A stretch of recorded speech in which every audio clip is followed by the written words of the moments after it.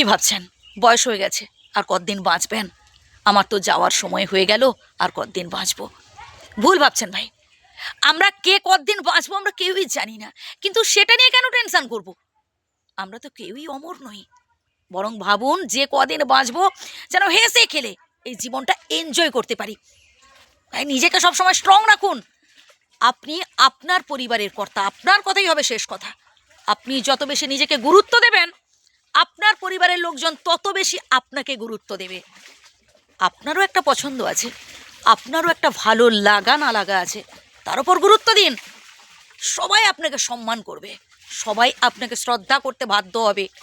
আর আপনি যদি ছোটোখাটো কোনো একটা সিদ্ধান্ত নিতে গিয়েই ভয় পান, আপনি যদি অপরের ওপর ছেড়ে দেন, তাহলে একটা সময় দেখবেন কোনো গুরুত্বপূর্ণ সিদ্ধান্ত নিতে গিয়েও আপনাকে আর কেউ জিজ্ঞেস করছে না। কারণ আপনি তো নিজেকেই গুরুত্ব দেন না, আপনি বরাবর অপরের ওপর হাল ছেড়ে এসেছেন। তাই এবার থেকে, এখন থেকে শক্ত হাতে হালটা ধরুন। মাঝে মধ্যে আয়নার সামনে দাঁড়িয়ে দেখুন যে আসলে আপনি কতটা পাওয়ারফুল পারসন। আপনার পরিবারের দিকে যাতে কেউ আঙুল তুলে কথা বলতে না পারে, এ বিষয়ে সচেতন থাকবেন।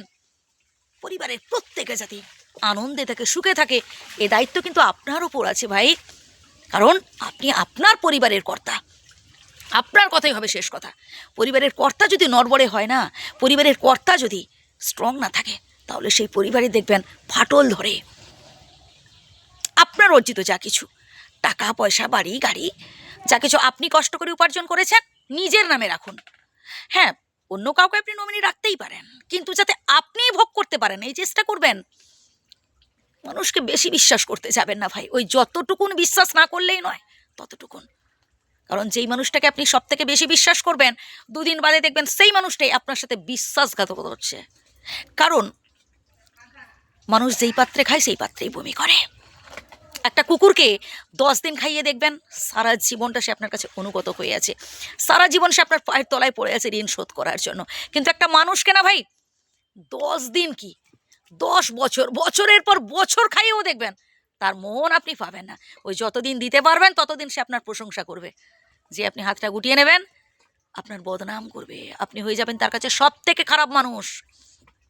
তাই এবার থেকে ভাই নিজেকে গুরুত্ব দিন।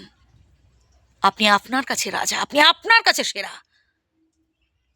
কাছাকাছি কোনো বাস স্ট্যান্ডে যান বা রেল স্টেশনে যান, দেখতে পাবেন কত গরিব দুস্থ অসহায় মানুষ রয়েছে।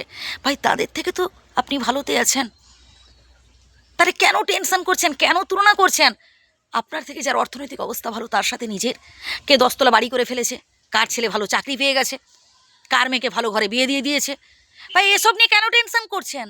আপনি যতটুকুন পেয়েছেন, আপনার যতটুকুন আছে সেটাই আপনার কাছে অনেক।